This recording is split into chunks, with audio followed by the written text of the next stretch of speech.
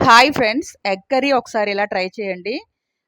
చాలా టేస్ట్ ఉంటది. సింపుల్‌గా అయిపోతదనమాట. ఇది చపాతీకి గానీ, రైస్‌కి గానీ చాలా బావుంటది. అది ఎలా చేయాలన్నది నేను చేసి చూపిస్తాను. ఒకసారి ట్రై చేయండి. ఆహ్, ఆనియన్స్, పచ్చిమిర్చి బాగా ఫ్రై చేసుకోవాలి. నేను కట్ చేసి చూపించలేదు. డైరెక్ట్‌గా ఏసి మీకు చూపిస్తున్నాను నేను. అవి బాగా రెడ్డిష్ వచ్చినంత వరకు బాగా ఫ్రై చేయాలి. అంటే చాలామందేంటంటే ఎగ్స్ ఉడకబెట్టి చేస్తారు కదా! ఒకసారి ఇలా కూడా ట్రై చేయండి. ఆ రోజుల్లో బ్యాచిలర్స్ తొందరగా అయిపోవడానికి ఇలా చేస్తూ ఉండేవాళ్ళు. కానీ అది గూడా కొంచెం డిఫరెంట్‌గా చేస్తే ఇంకా టేస్ట్ ఒస్తదనమాట. దీంట్లో టమాటాలేసుకోవాలి. కట్ చేసుకున్న టమాటాలు. అంటే ఆ డిఫరెంట్ ఏంటన్నది ఒకసారి చూడండి, మీకు అర్థమవుతది. ఇవి బాగా మగ్గిపోయి ఆయిల్‌లో బాగా ఫ్రై అవ్వాలి. మూత పెట్టుకుంటే తొందరగా మగ్గుతది.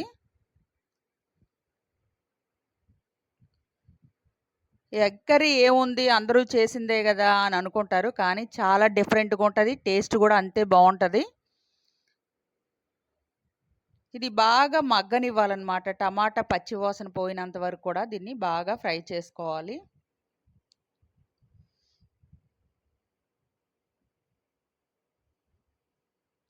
మీరొకసారి ట్రై చేయండి. టేస్ట్ అంతే బావుంటది. మీరు నాకు కామెంట్‌లో పెట్టండి. దీన్ని మిక్సీ పట్టాలనమాట.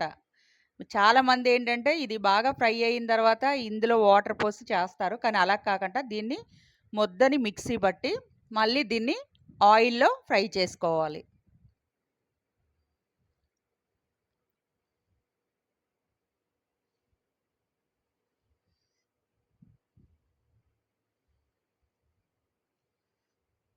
దీంట్లో ఉన్న ఆయిల్ పైకి తేలినంత వరకు కూడా బాగా ఫ్రై చేసుకోవాలనమాట.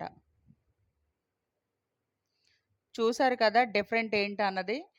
టేస్ట్ గూడా అంతే బావుంటది. నాకు ఆల్రెడీ కామెంట్ పెట్టండి. టేస్ట్ ఎలా ఉందన్నది ఎవరైనా చూస్తే వీడియో. ఇందులో కొంచెం అల్లం వెల్లుల్లి పేస్ట్ ఏసుకోవాలి. దీన్ని గూడా బాగా ఫ్రై చేసుకోవాలనమాట. పచ్చి వాసన పోయినంత వరకు కూడా బాగా ఫ్రై చేసుకోవాలి. చపాతీకైతే ఇంకా బావుంటది ఫ్రెండ్స్. రైస్‌తో కూడా బావుంటది.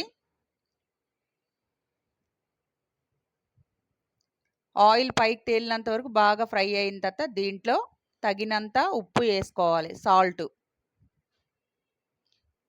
అంటే కర్రీ కొంచెం వండితే దానికి తగ్గట్టు ఎక్కువ వండితే కొంచెం ఎక్కువనమాట. దాంట్లో కారం. కారం కూడా మీరెంత తింటే అంత కారం వేసుకోవాలి. ఇప్పుడు దీన్ని గూడా బాగా ఫ్రై చేయాలి.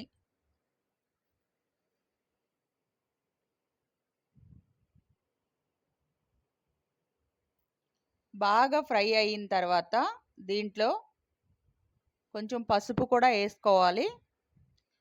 ఆయిల్ బాగా తేలుతుంది పైకి. బాగా ఫ్రై అయ్యింది.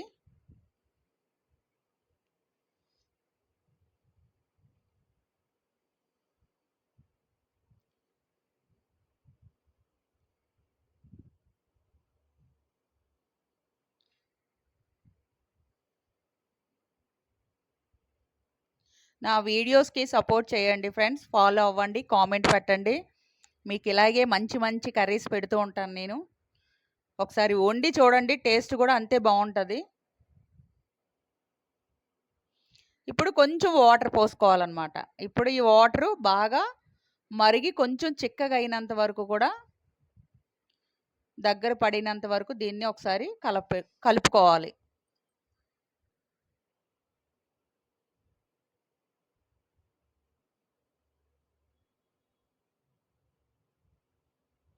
కొంచెం మూత పెడితే కొంచెం మగ్గుతది తొందరగా. కారం పైకొచ్చింది చూసారు గదా! ఇప్పుడు దీంట్లో కోడిగుడ్డు, పగలగొట్టుకున్న కోడిగుడ్డు కదపకంట పక్కనేసుకోవాలనమాట. ఇలా.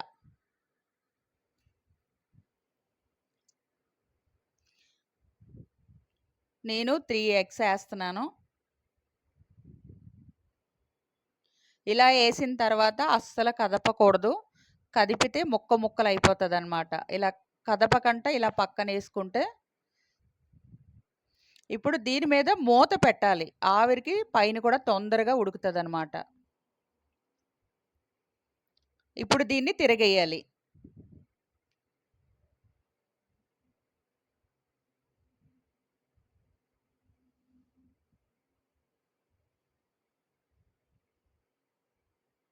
ఇలా తిరగేసుకోవాలి.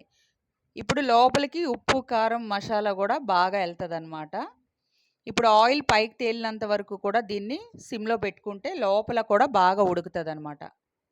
ఆయిల్ పైకి తేలింది చూసారు గదా! ఒకసారి ట్రై చేయండి ఫ్రెండ్స్. కామెంట్‌లో నాకు కూడా చెప్పండి.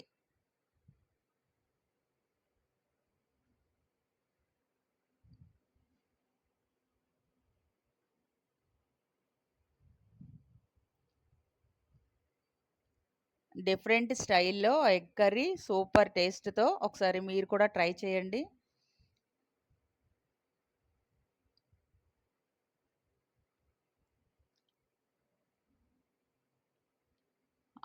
లోపల కూడా బాగా మగ్గింది. పైకి కూడా ఆయిల్ తేలింది కాబట్టి ఇంకా స్టవ్ బంద్ చేసుకున్నాను. అయిపోయింది.